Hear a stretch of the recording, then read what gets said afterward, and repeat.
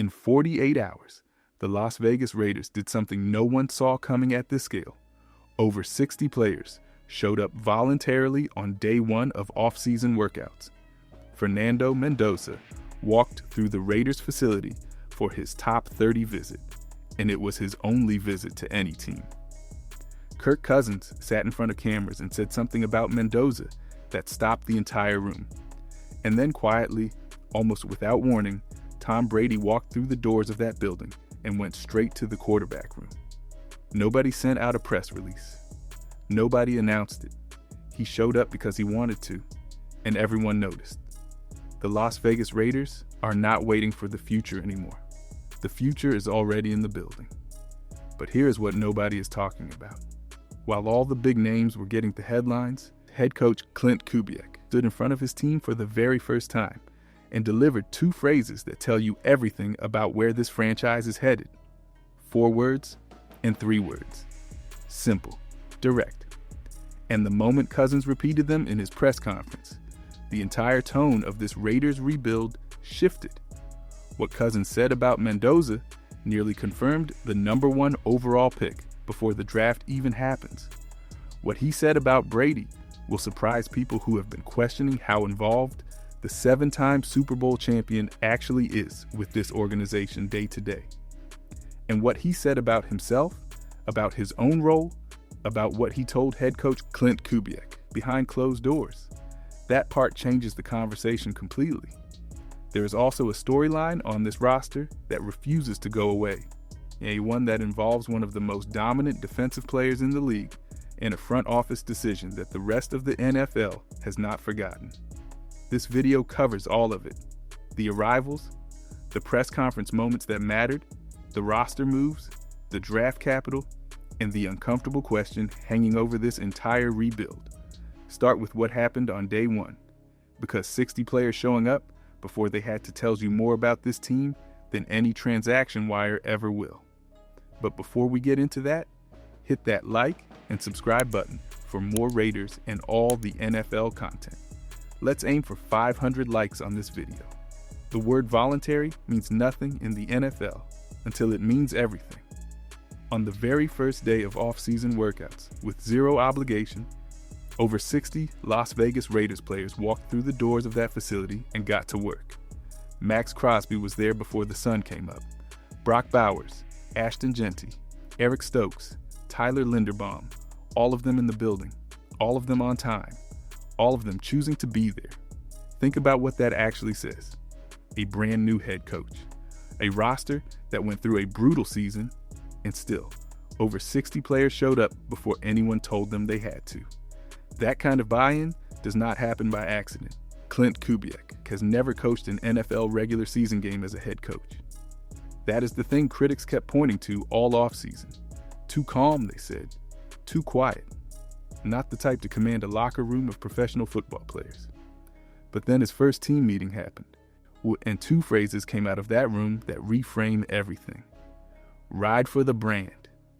Shocking effort. Kirk Cousins repeated both of them in his press conference, and the weight behind those words landed differently than any pregame speech or sideline scream ever could. Klint Kubiak did not need to yell. He needed to mean it, and clearly his players felt that. What nobody is connecting yet is how those 2 phrases are already shaping the standard for this roster. Ride for the brand is not motivation talk. It is an expectation. It tells every player in that building that personal agendas have no place here. Shocking effort is not a compliment waiting to happen. It is a daily requirement. When your head coach plants that standard on day one of a voluntary program and 60 players respond by showing up, something real is forming inside this organization. But while the locker room was filling up inside, one very specific visitor was walking through those same doors for a completely different reason, and his arrival changed the energy in the entire building. His only visit. Out of every team in the league, Fernando Mendoza scheduled one top 30 visit. One, and he chose Las Vegas. That single decision told the entire NFL everything it needed to know about where the Heisman Trophy winner from Indiana is headed on April 23rd. This was not a casual walkthrough. According to multiple reports, Mendoza spent serious time inside that facility. He met the coaching staff, toured the building, and sat down to watch film with a 15-year NFL veteran who already knows the offense he is about to inherit. The Raiders did not waste a single hour of that visit. What made this moment even bigger was the timing. Day one of off-season workouts, Kirk Cousins officially in the building, Tom Brady walking the halls, and Fernando Mendoza sitting in a film room watching tape alongside the man who will likely hand him the starting job somewhere in the first few months of the season. Ian Rappaport said it clearly. This visit was not just about confirming the pick. It was about starting the process of learning Mendoza as a person, as a player, and as a future face of the franchise. Teams that draft number 1 overall picks do not get many chances to build this kind of foundation before the draft even happens. The Raiders used every minute, and then there is Brady. His presence in that building on that specific day was not scheduled in any press release. He stopped by the quarterback room. He caught up with players in the cafeteria. He was simply there, which is exactly the point.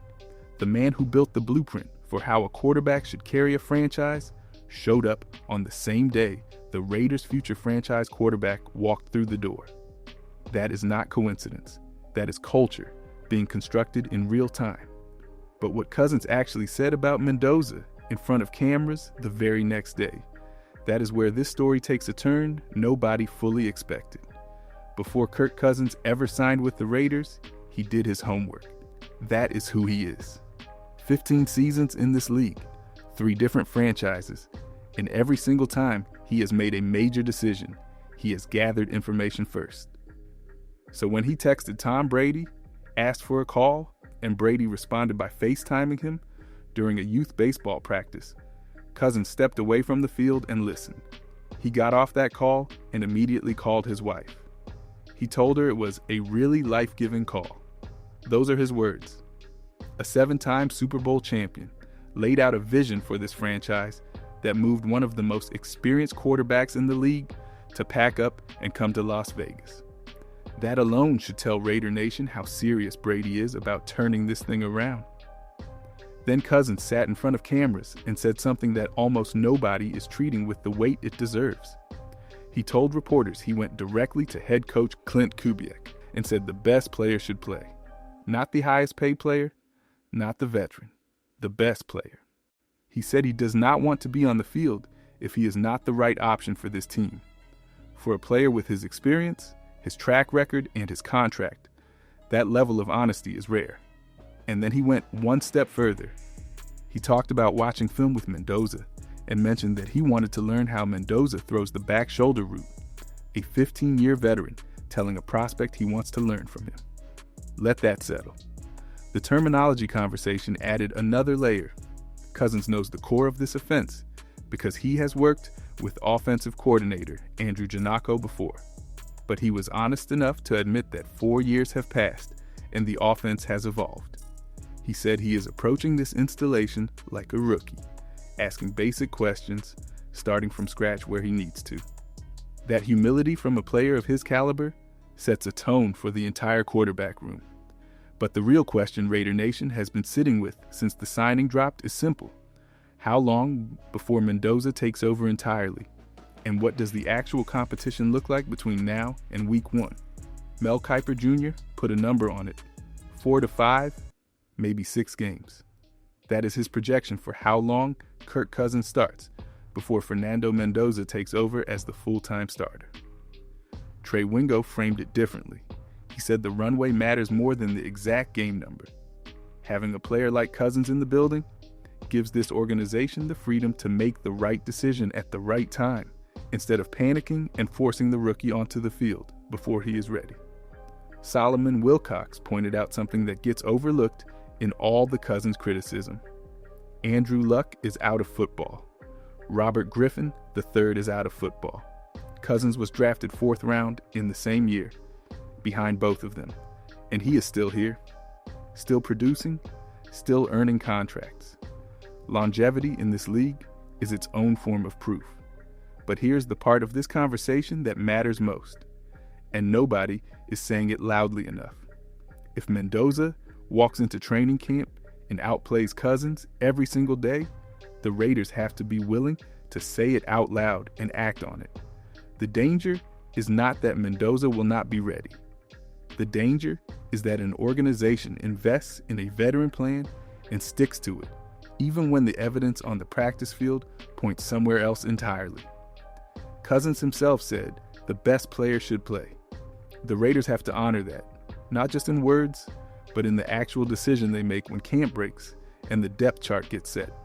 There's also the offensive line factor, and one caller from Maine made the point better than most analysts have. The whole reason Cousins makes sense is not just about protecting Mendoza from NFL pressure. It is about protecting him from playing behind an offensive line that was the biggest weakness on this roster last season. If that line does not improve, no quarterback wins here. That question does not get answered in April. It gets answered when pads go on and real contact starts.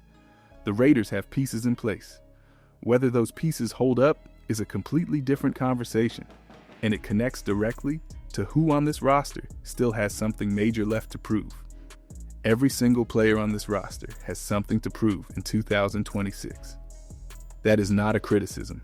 That is the standard this league runs on. But a handful of Raiders are walking into this season carrying more than just normal pressure. Tyree Wilson is one of them. He is heading into the final year of his contract with a fifth-year option decision sitting on the table before May 1st. The Raiders are not expected to pick it up. That means Wilson is essentially playing for his next deal this season. Every snap, every route, every drop. That kind of pressure either elevates a player or exposes him. And this is the year Raider Nation finds out which one applies. Malcolm Kuntz is returning from a torn ACL that cut his 2024 season short before it ever really started. He is on his second straight one-year deal, which tells you everything about where the organization stands on his status. He has shown flashes of being a difference maker on that defensive line, but flashes are not enough anymore. He needs to show he can stay healthy through a full season and produce consistently from week 1 to week 18. Jackson Powers Johnson carries a similar story on the offensive side. The talent is there. The film shows it.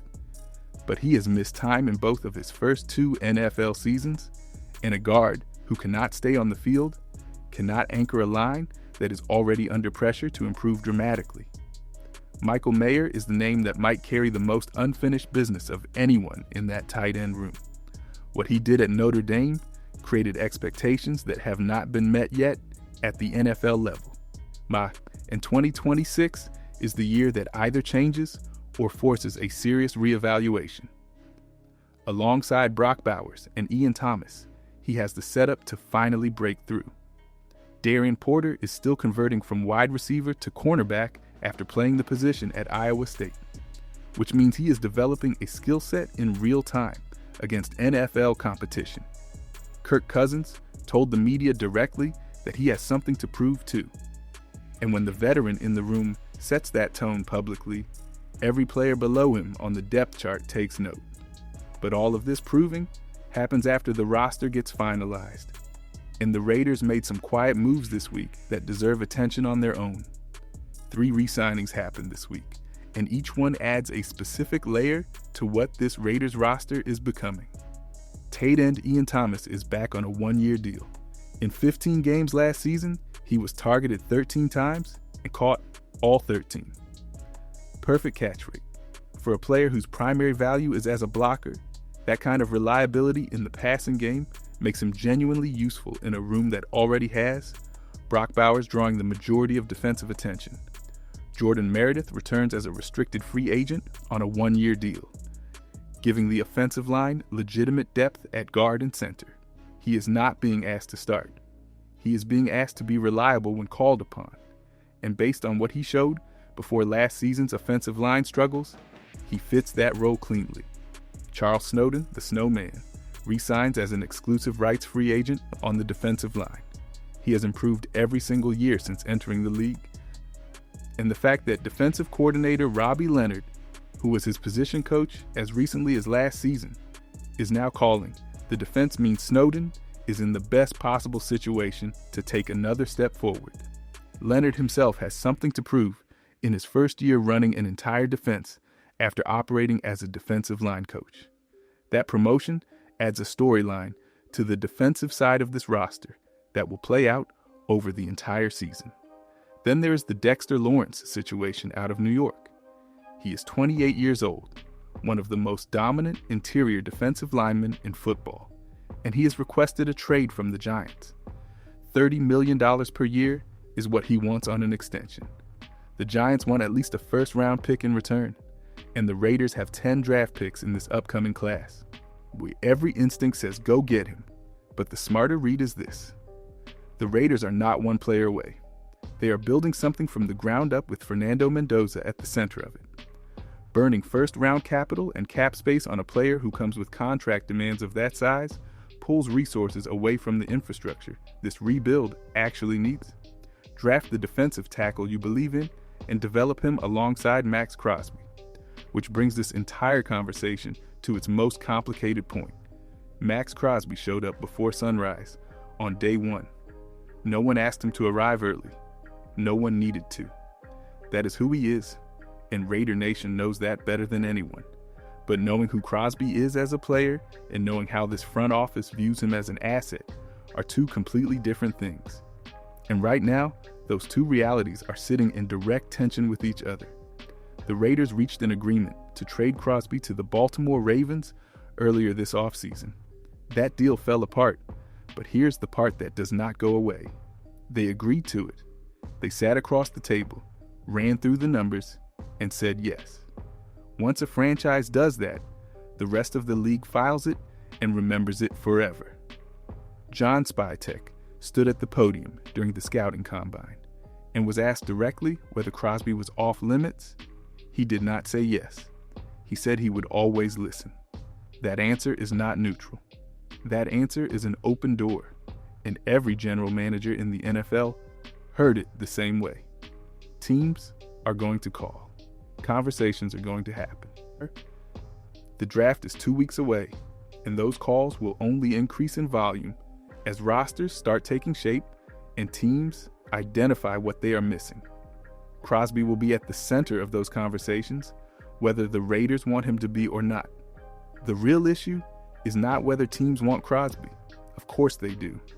The issue is whether this Raiders front office will commit, through action and not just words, to building a legitimate defense around him. Rob Leonard is now the defensive coordinator. Quay Walker and Nakobe Dean were added at linebacker. There are draft picks available to add more defensive playmakers alongside one of the best pass rushers in football. If the Raiders use this draft to surround Crosby with real talent, that is the clearest signal yet that he is staying. But if April 23rd comes and goes without a serious investment on that side of the ball, the conversation about his future in Las Vegas will get louder, not quieter, and Raider Nation will have every right to ask why.